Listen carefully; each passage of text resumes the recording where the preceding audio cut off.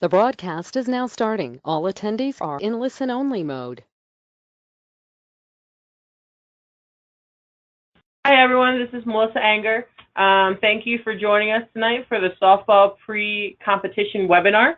As you guys know, we have summer games next weekend, which is really exciting. I wanted to start this off while we were waiting to get started, so you guys could see the divisions that that the divisioning committee made last night. We had a couple coaches from all around the state, different levels of play, as well as some of the management team, attend a divisioning night to be part of the committee to finalize these divisions. So these are all created from this divisioning night. We had some great discussion about these divisions, and we think that they're going to be pretty good, actually. So I'll send this out tomorrow. If you didn't get a chance to really look at it, we'll send it out tomorrow. So again, thank you guys for joining us. This is Melissa Anger. On the line, I have Rick and Alan McCauley, venue and competition director and assistant director, as well as Steve Bennett, who will go through the general Special Olympics summer game slides throughout the evening. And we also have Jim, our umpire-in-chief, on the line as well. Jim, are you able to talk?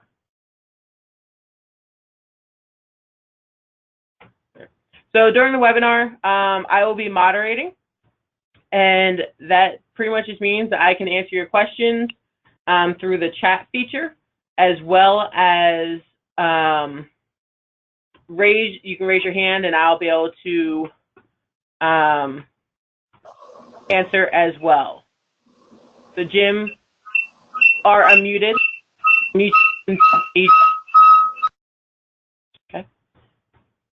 So Alan, take it away. Good evening, everybody, and welcome to the webinar for this year's Summer Games.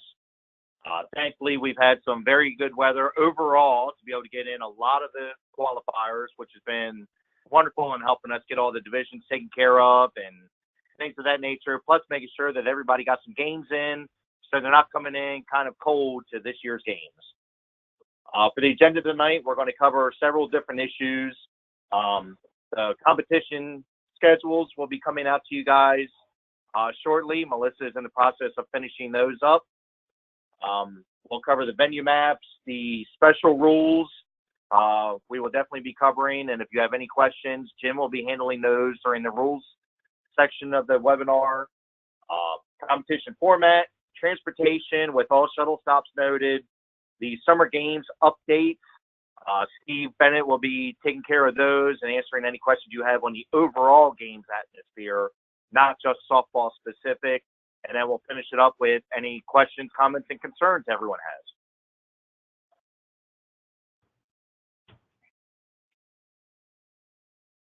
For the softball webinar tonight, the national governing body is the WBSC and the USA Softball, which was formerly ASA Softball, as always. International Special Olympics Softball as well. We have some of their rules adapted. We have both divisions with being traditional and unified. Remind your spectators, especially if they're at Cockeysville, that we highly recommend bringing long chairs. As we all know, those bleachers that are there are not exactly dependable from what we've seen in the past. We will be finalizing the coach and the athlete for the rules committee at the Friday night meeting at Towson.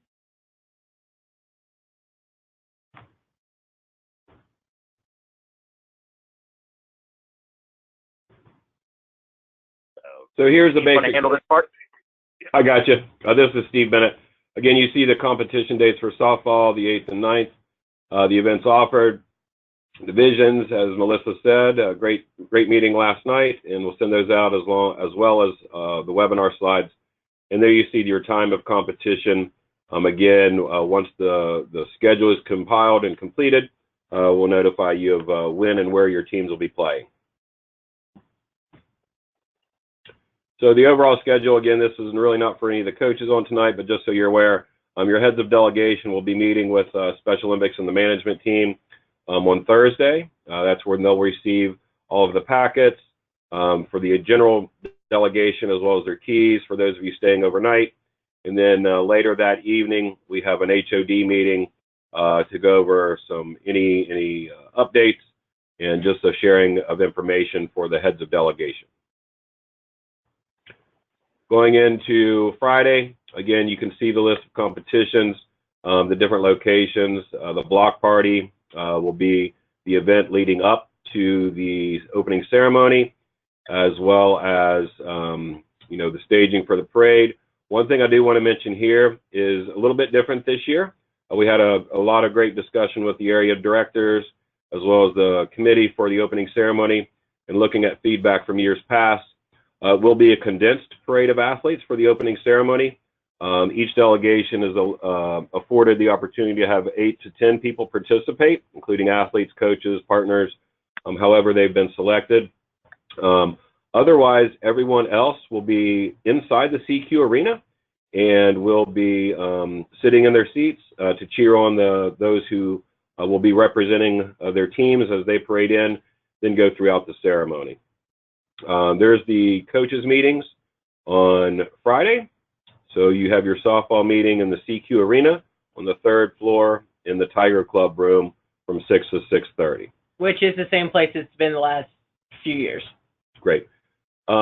Meals, just a reminder, on Friday, the only official lunches that will be served is for the cheerleading competitors. Everyone else is on their own for lunch on Friday. And then dinner will be in the Susquehanna dining area over at the University Union, where it has been in years past.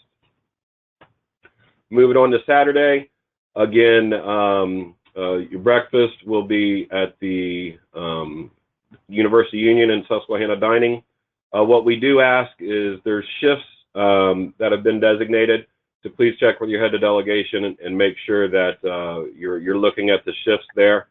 The big thing is there's a really condensed footprint for the dining areas for both the breakfast on Saturday and Sunday, as well as the dinners on Friday and Saturday. So get in, eat your meal, and get out. Clean up after yourselves just to make sure we can get everyone in and out and fed accordingly. So there you can see the shift for dinner. So softball will be at the 5 o'clock to 6 o'clock time frame. And then the Saturday head coaches meeting, about 6:30 or 7, they'll be right after the home run derby at the stadium.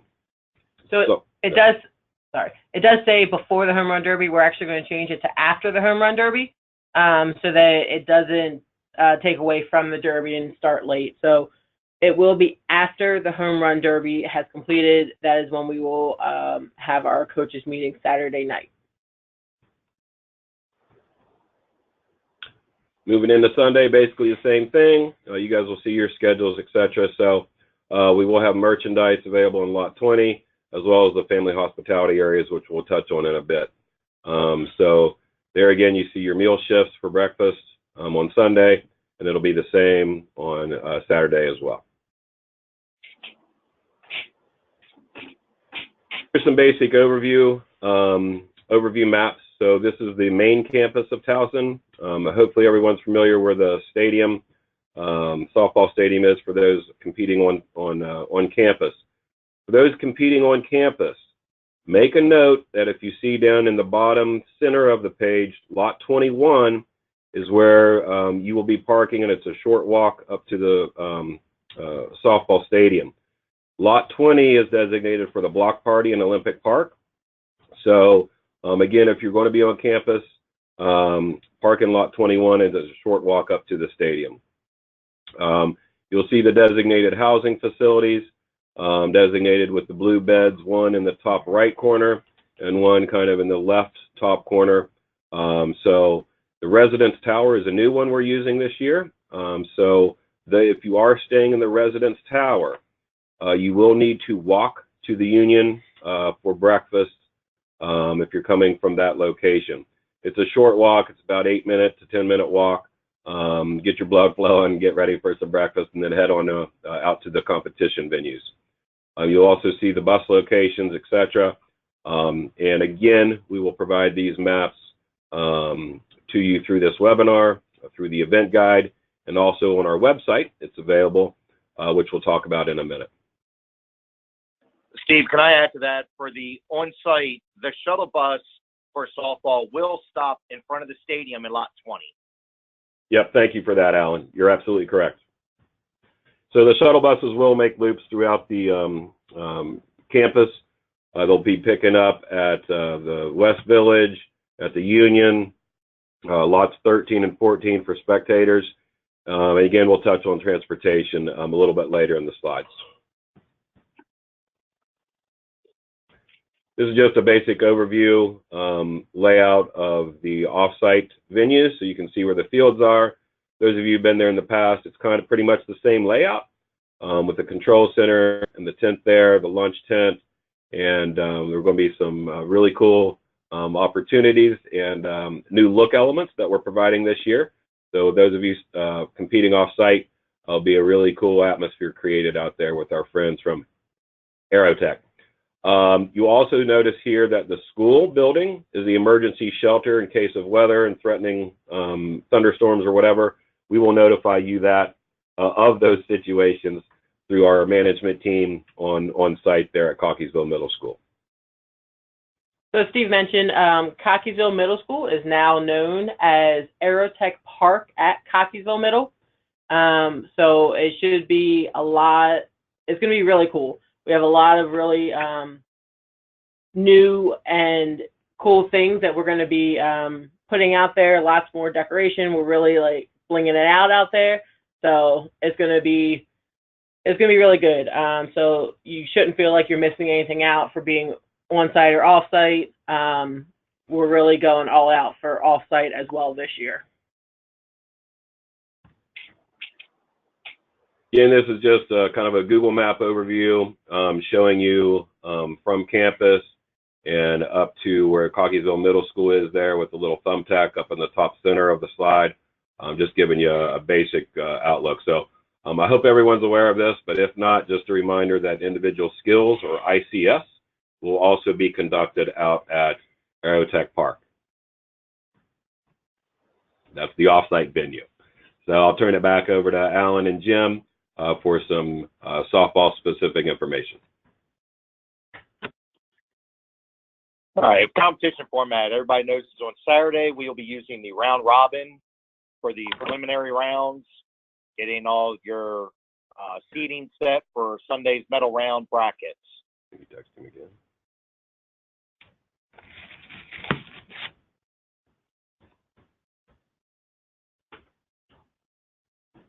Alyssa.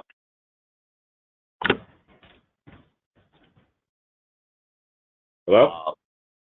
Special rules of emphasis. Jim, are you there? Jim, put in that pin that I just sent to you so you can talk.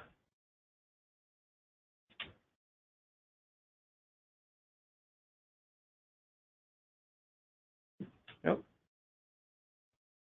All right, Jim, you are good to go. Okay.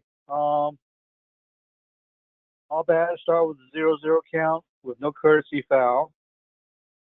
Lineup cards are supposed to go to official score and the home plate umpire.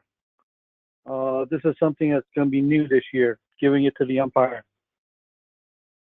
Any changes, you let the home plate umpire know, and he will relay it to the score.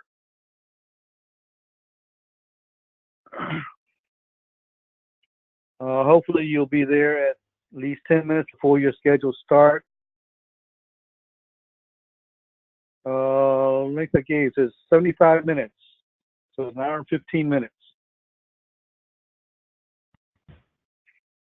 Next page. We need to remind coaches of the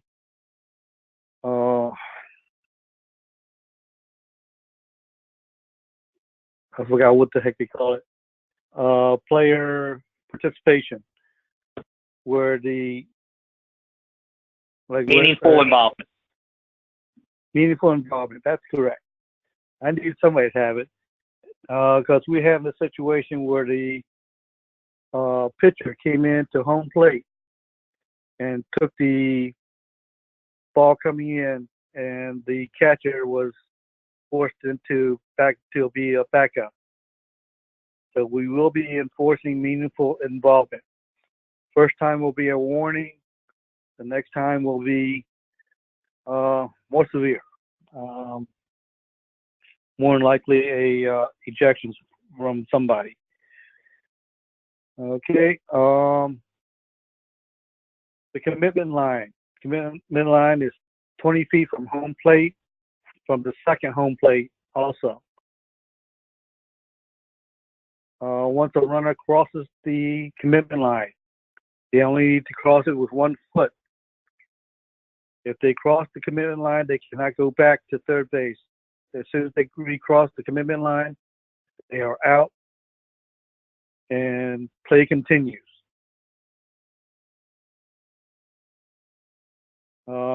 Substitutions.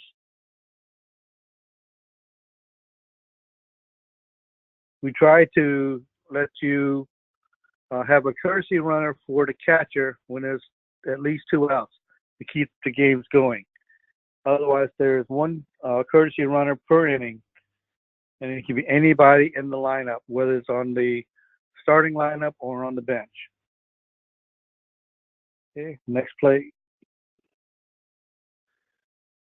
There's a courtesy runner, and for unified, an athlete has to courtesy run for an athlete. A partner may courtesy run for a partner. Tie breaks. Starts at the top of the 8th inning or at the end of time limit. At the end of time limit, the inning is completed, and if it's still tied, then we go to international tiebreaker, which is the last batter due up in that inning will be placed on second base. And you do still go with a 0-0 count. Just a reminder, the tie break will only come into play for Sunday's brackets. Yeah, that's correct. Saturday, you can't end in a tie at the end of time limit or 7 innings. Run ahead rule is 15 after 4, 12 after 5. Appeal plays. Appeal plays have to be made before the next pitch, legal or illegal. Okay, next page.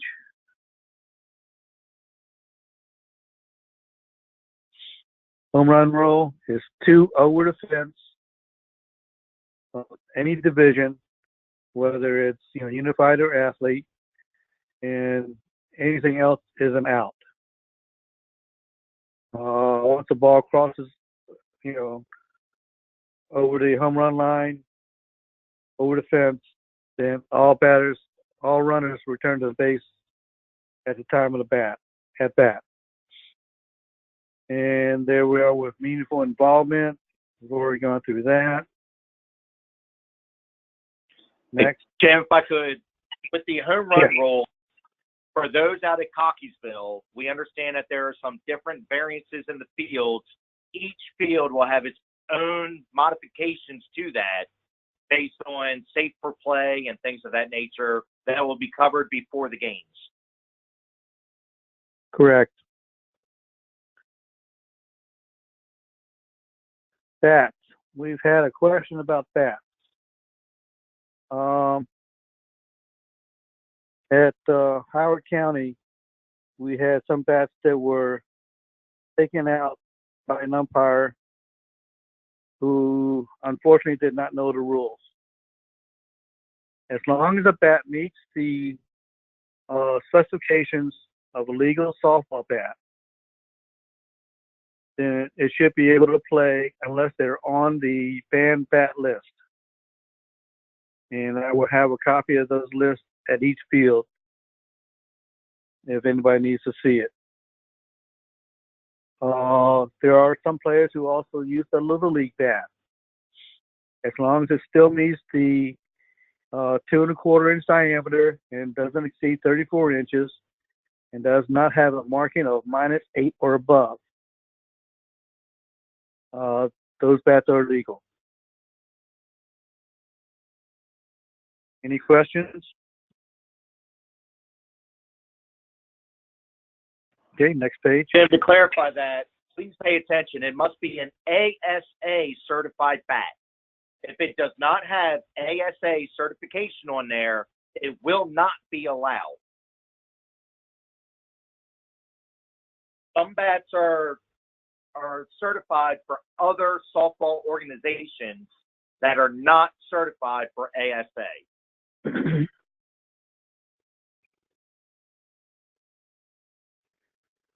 Okay, there's also bats that are pre-2002, which do not have the ASA stamps on them. These are grandfathered in.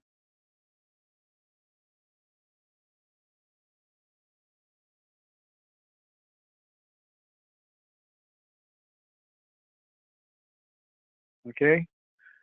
I will be instructing the umpires to make a bat inspection before beginning of each game, not just the beginning of each competition day. They should be looking at bats at each game, because we know how some people like to add bats in during the games. We do not allow cleats that are screwed onto the shoe, I'm sorry. And what that means is that there's a peg that sticks out of the shoe that you screw the cleats onto. Those are not allowed. However, the shoes that with detachable cleats, that means they unscrew and the whole screw comes out. Those are legal.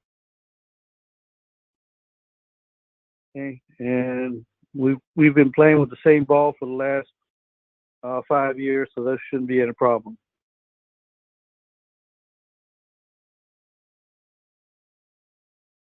Uniform rule, we usually don't have any problem with that. No metal cleats. And all batters and base runners must wear a batter's helmet. It is recommended coaches wear a helmet while they're coaching on the bases, but they don't have to. Now, any athlete or partner that participates in a game and is a coach on the bases, they must wear a helmet. Catchers must have a helmet with a mask and throat protector. Chest protector and chin guards are recommended but not required. So just real quick, at the Howard County qualifier that we had a couple weeks ago, it was noticed that a lot of partners and athletes had jewelry on. They cannot wear it. Necklaces, bracelets, everything must be taken off. Even the rubber silicone bracelets cannot be worn. The only thing that can be worn is a medical bracelet, but that has to be taped down to be eligible. Anything else must be taken off.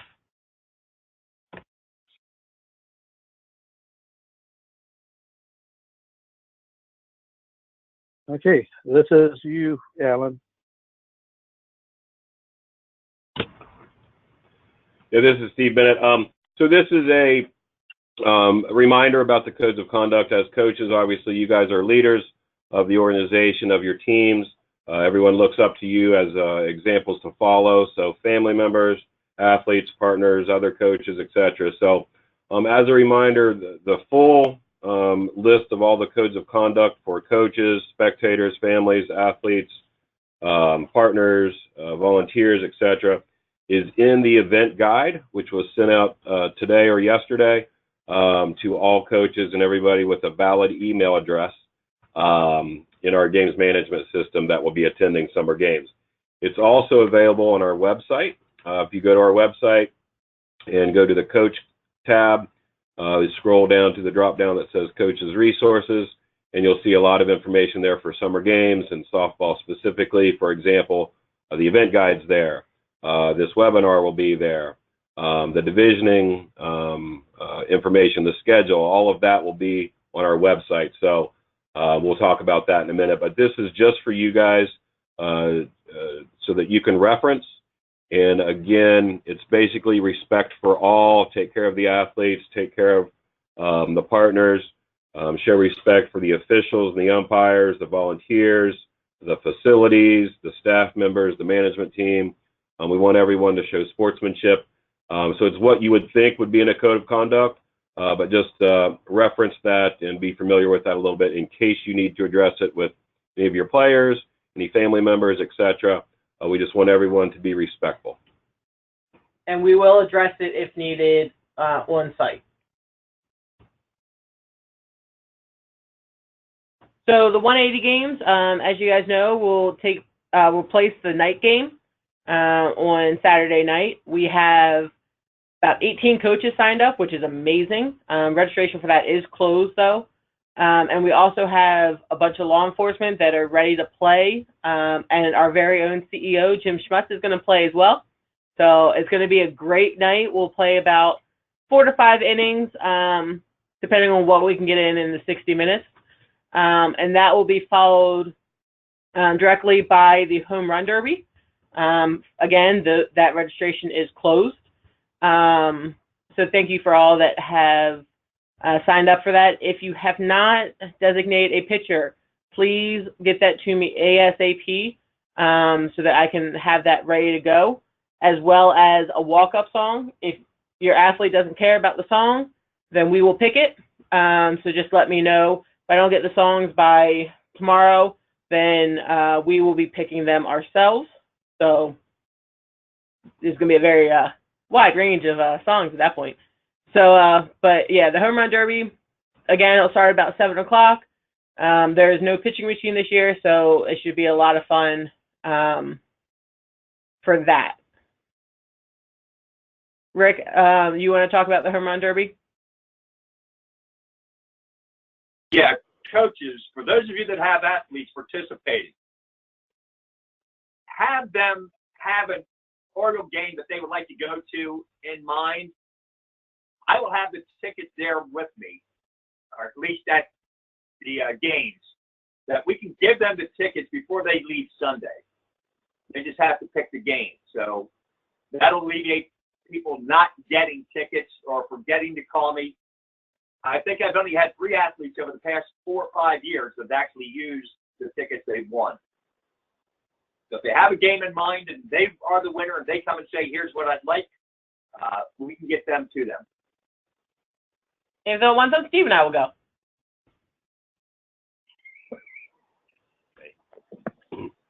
Okay, again, we're just going to go over some basic information. The transportation, as I mentioned, will be running throughout the campus, and we'll be servicing lots 13, 14, the housing facilities, taking you up to lot 20, dropping off for the softball venue. And the one thing I do want to mention here is just a reminder for any families, etc., because there will not be parking there in lot 20 this year for the on-site venue for softball.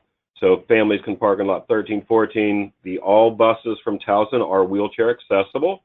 And if you're on campus, riding around, going to the different venues or whatever, you are able to stand on those buses. But those of you heading out to Aerotech Park, just remember that there is no standing on those buses. Everyone must be in proper seats.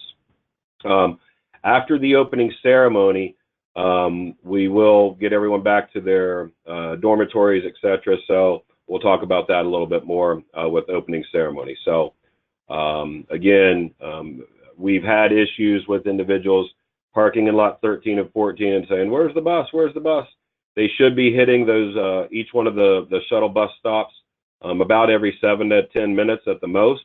So just relay that to your families and ask for their patience.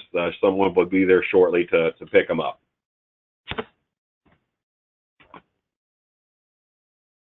Good, just some basic other updates here. Friday dinner will be at the University Union. We discussed the block party is up in lot 20, and last year it moved from lot 20 to lot 21 at the Towson Center. This year, like I mentioned, lot 20 will be blocked off except for the buses coming in and out to drop people off. So that's the location for both block party and Olympic Park, which will take place on Saturday.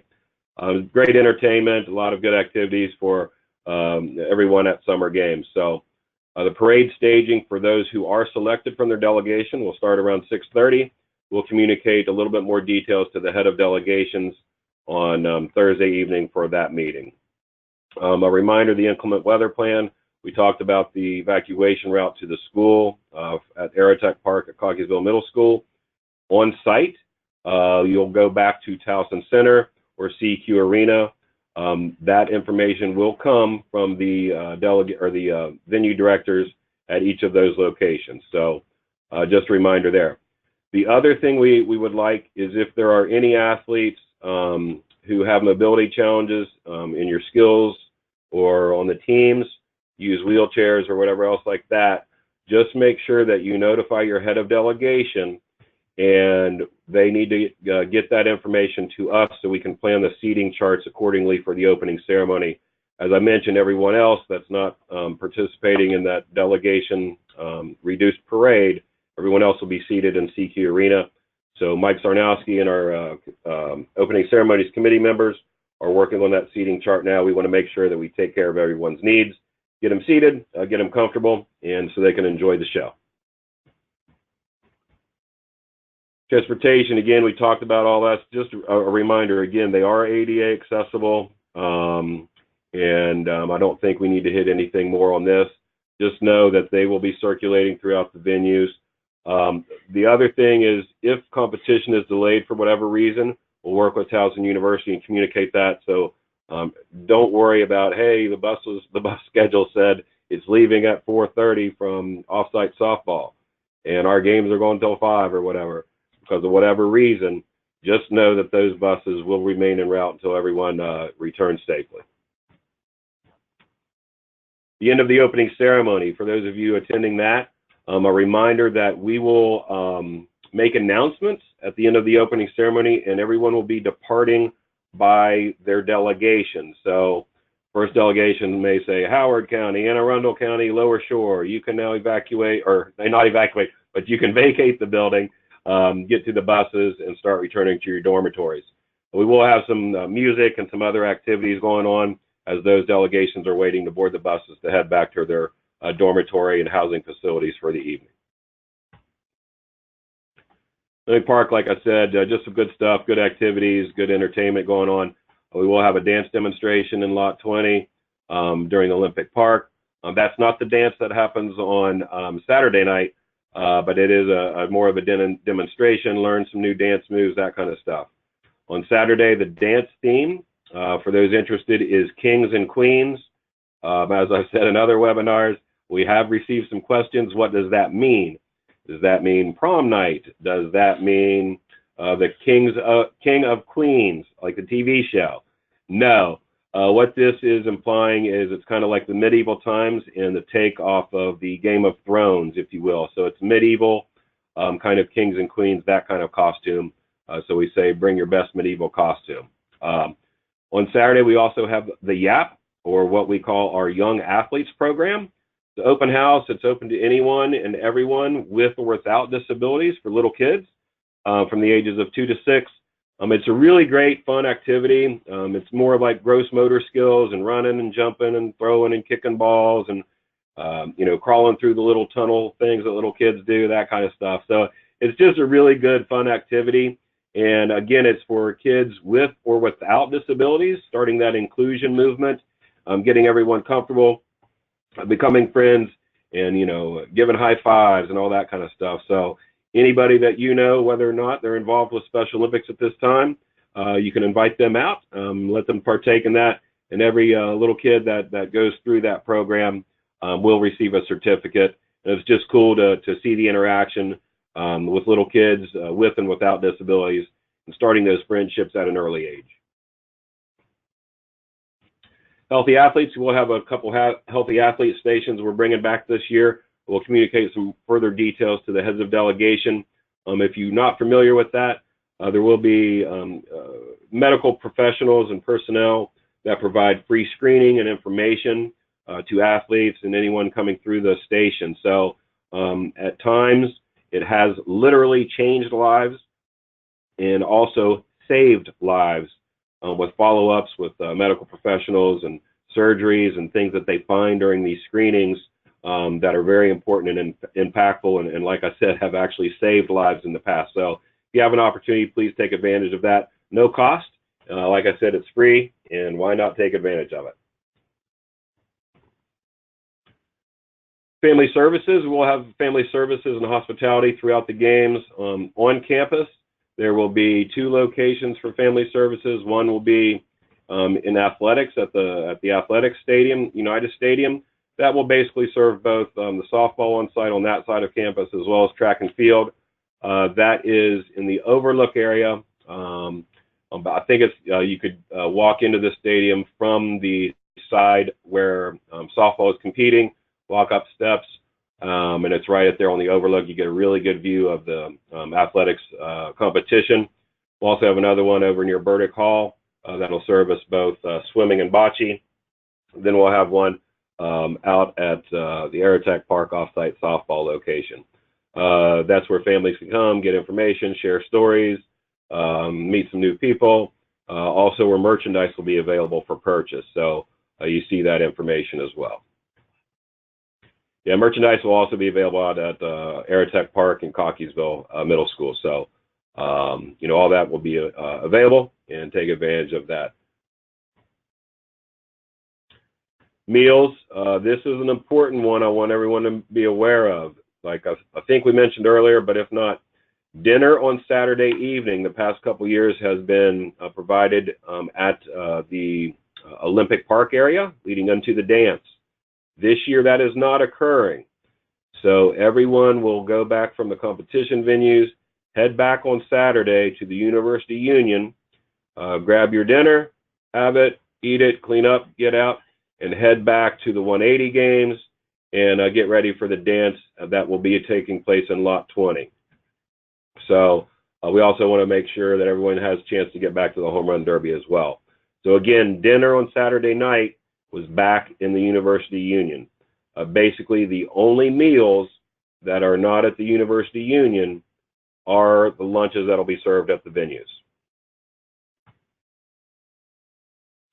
Control Center, again, that's in the Minigan Room in the United Stadium. That's for the heads of delegation to primarily discuss any issues or concerns they may have for whatever reason. That's kind of our command center for all of the summer games operations.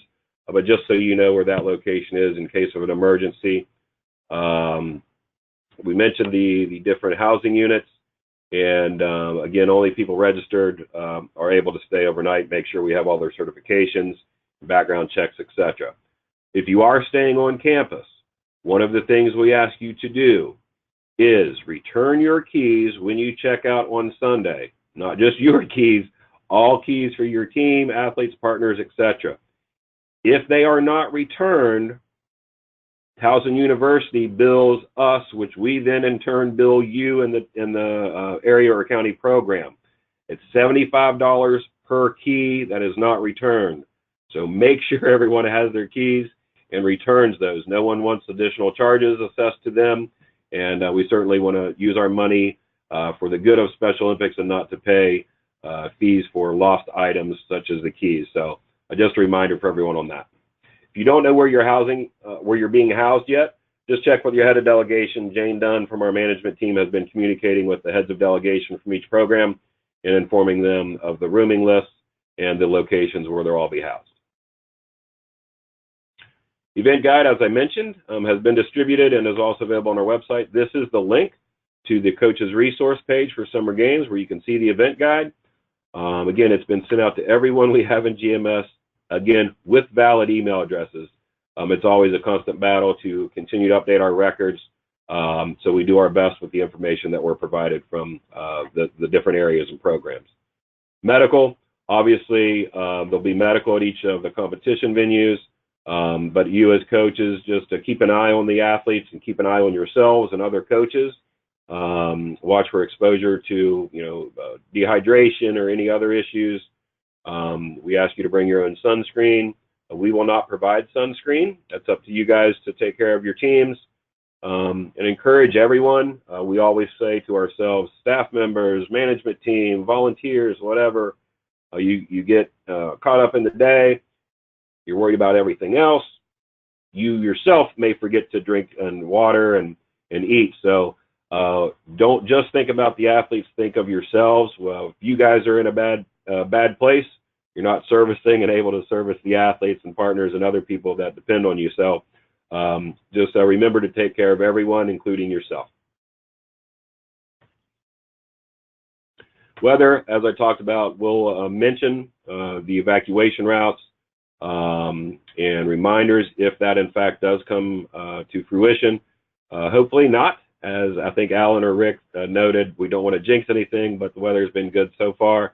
So we're hoping again for some great weather so we can showcase everything and all the skills that the athletes have been wanting to show during softball. So if we do have lightning strikes or whatever else like that, depending on where they are, that kind of stuff, we will have a delay of 30 minutes.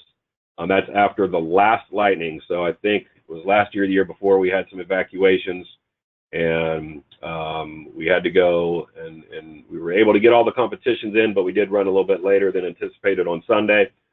So we had one lightning strike, and then about 25 minutes, we're getting ready to go back out. Another lightning strike. So that's another 30 minutes. So just be patient with us on that. Obviously, we want everyone to be safe and have no issues with any of the weather situations that may arise. Transportation notes, again, we hit all this. What I just want to stress is lot 21 is the primary parking lot for on-site softball.